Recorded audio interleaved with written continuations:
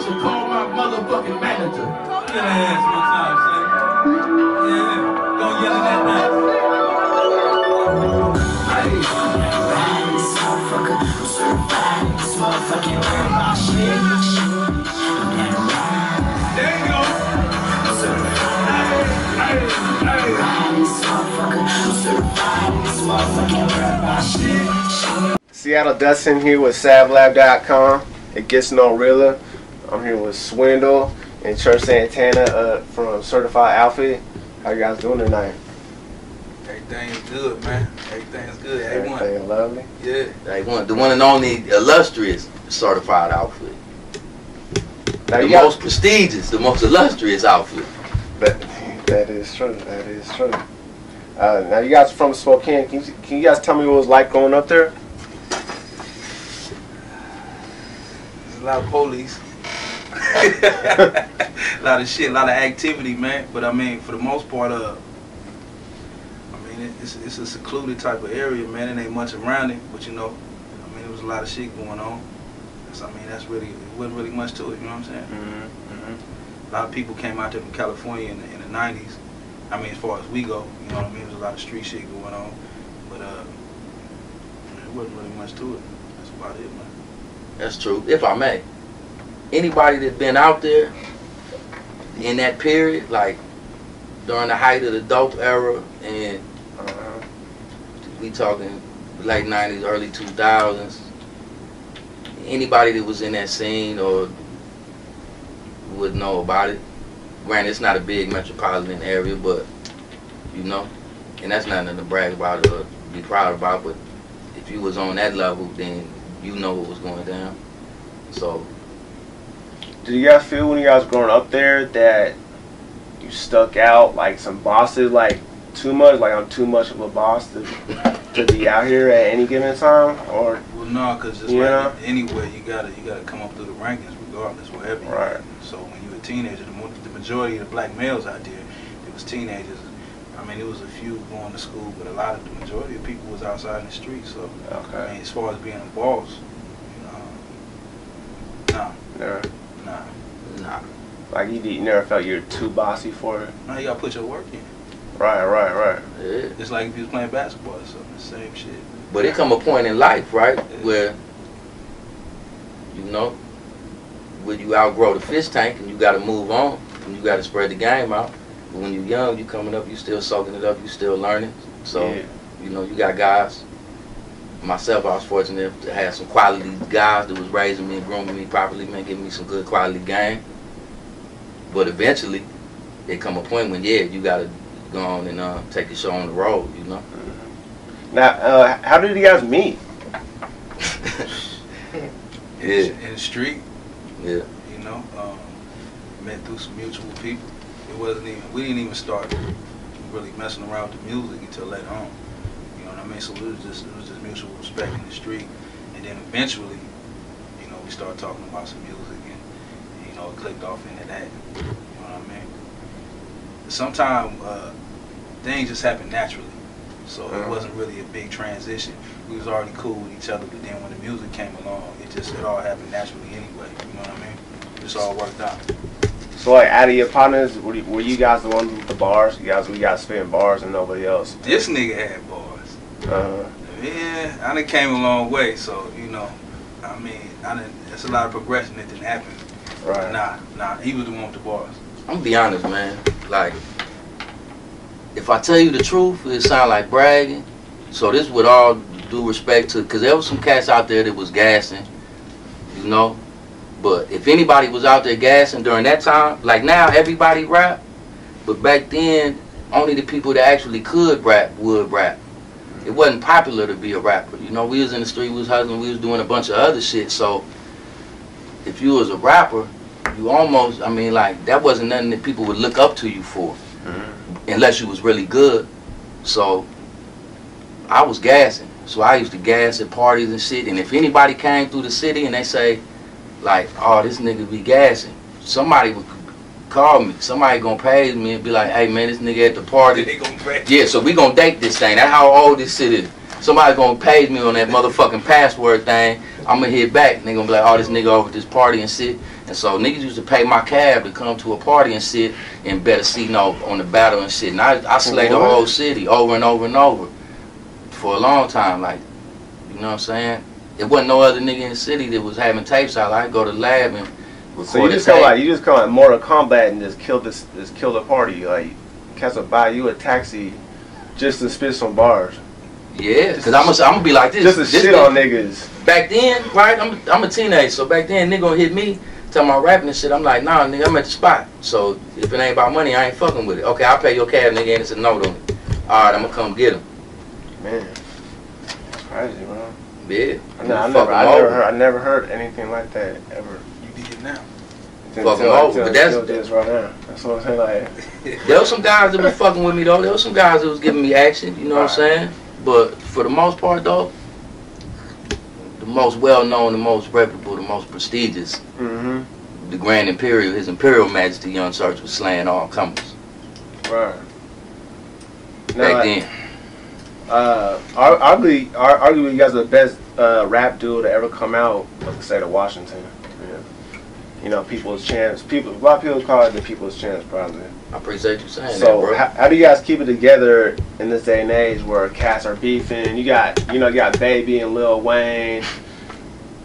You know, all that stupid, all that beef. How do you guys keep it together and keep your camaraderie and loyalty? To each other, you said? To each other. No, to each other. How do you guys keep it loyal, Because we come from it. Like, the shit is not factory made. This just come from the soul, man. So it's easy. You know what I mean? We know each other for a long time, so we got history, so we both know the real. So it's easier to come together with somebody when you know what time it is with them, you know what I mean? It don't take much effort, man. Because we come from the street and a lot of the music is supposed to be street. But... Because for real, like, it would look crazy if you seen me fucking with the homie for 10 plus years, 15 plus years, and then later on I came out and was like, oh, dog, a sucker. Or, you know what I'm saying? They'll be like, well, damn, was he a sucker 10 years ago, 5 years ago, the whole time you was fucking with him? Or that's going to call my character into question. That's going to make me look suspect. Well, what the fuck you fucking with this guy for? That's your ex guy. So it just always look crazy. But just for us, I know, dog, so I respect the brother as a man, and I always have. Even before when I met him, it wasn't about no rapping. And we was fucking around with other shit, it wasn't about no rapping. So when rapping come into play, that same level of respect still apply. And then on top of that, right, which is the coldest thing when you say like with beef and all that shit, I can't go out there publicly and talk about this nigga, man. What I'm gonna do? Anybody for real? If I got a situation with you, you ain't gonna never hear about it unless I'm coming to talk to you about it. I'm not gonna never say nothing to nobody about it, regardless of who it is. I'm not gonna say, oh, he's a bitch and all that. I'm gonna come talk to you. And then we gonna handle the shit, and even after then, I might whoop your ass. I'm still not gonna tell you. Not this nigga. I'm just saying somebody else though. You know what I'm saying? So it's never gonna go further than that. You know, we just got respect for each other, man. We just got respect for life, man. Right. That's it. And speaking of loyalty and teamwork and in your guys' video, so real at the very beginning, like was profound to me. You guys had the saying, in order to be respected as a state, we had to come together as one first. That's at the very beginning of the video. So like, what do you guys mean by that? There's because people aren't coming together. Are you guys trying to make it? Are you two individually trying to make the state come together? Or well, I done been quite a few places. I done traveled a lot of places. This state in particular doesn't really have a lot of notoriety as far as it goes with the rest of the states. You know what I'm saying? There's not really a profound respect for it. You know, they don't really. Who's rapping out there? What is y'all doing out there? They think of Seattle, or they think of Washington. What they gonna think about coffee, or rain, or shit like that. You know what I'm saying? They don't think about rapping. Right. But if they think about rapping, who they gonna think about? I'm just saying they gonna think about Mix a Lot. They're gonna think about Macklemore. Right. You know, so right. We need to come together and put some shit together, because that's the only way that a powerhouse is gonna be built. By bringing niggas together and weeding out all the bullshit of the people that's not with it. You gotta cut them off and get them out of here so we can come together and get respected. You know? Now you guys like really, you know, quote unquote with the shit. You know, everybody, you know, who's with the shit. Who, you know, you guys are with the shit. What do you think about rappers that claim a persona but really aren't that persona? Like really, you know, you got rappers and then, you know, even mainstream. You got Rick Ross that claim that gangster lifestyle but really ain't gangsters. What do you feel about that when people do that? I can't speak on what another man do, but this what I do know, right? Every seed that you sow is gonna bear fruit. So if you projecting an image of yourself to be something other than what you actually are, there's people all over America who are living that lifestyle that you claiming as your own, and they're gonna be offended by the fact that you're not a real representative of their lifestyle or their culture. So you're gonna run into these people, and it's not gonna be difficult for them to tell that you're not who you say you are. So they'll probably take issue with it. Shit gonna happen. You make your bed, you're gonna have to lay in it. And that's not to say that you gotta be on no tough guy shit, but like the music that we make is street music. And it's for people who come from a similar background, a similar upbringing, a similar culture, because all of these things exist everywhere, not just in America, but everywhere in the world. Dope dealing, the whole counterculture movement, the gang membership, prison, fucking drug use, abuse, drug dealing, prostitution, broken homes. All of this shit really stemmed from poverty and several other contributing factors. But the point is, if you grew up like that and you was doing that shit, if in your formidable years and your coming to age years when you was learning how to be a man, you learned your code of ethics and your principles from selling dope, from being in juvie, from being in the county, from being in the joint, from being in an organization where niggas was instilling in you certain principles and shit, and that's gonna be who you are. So that's who I make the music for, a motherfucker who can feel my story. And I don't glorify it, I don't sensationalize it, I don't try to make it seem like it's the thing to do, but I'm gonna tell the truth about it and be honest about it. So anybody that know me, it ain't gonna be hard to pull my resume and see and check on me and see if everything I said was legit or official.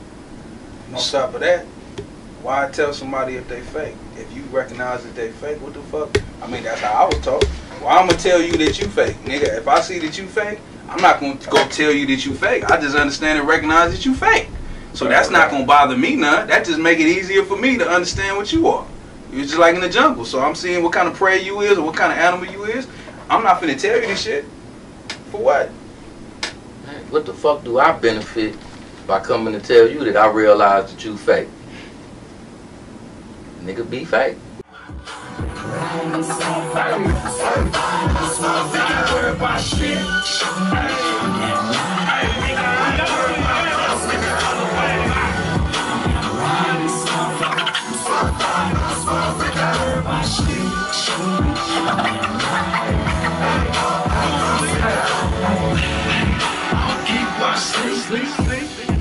Shit.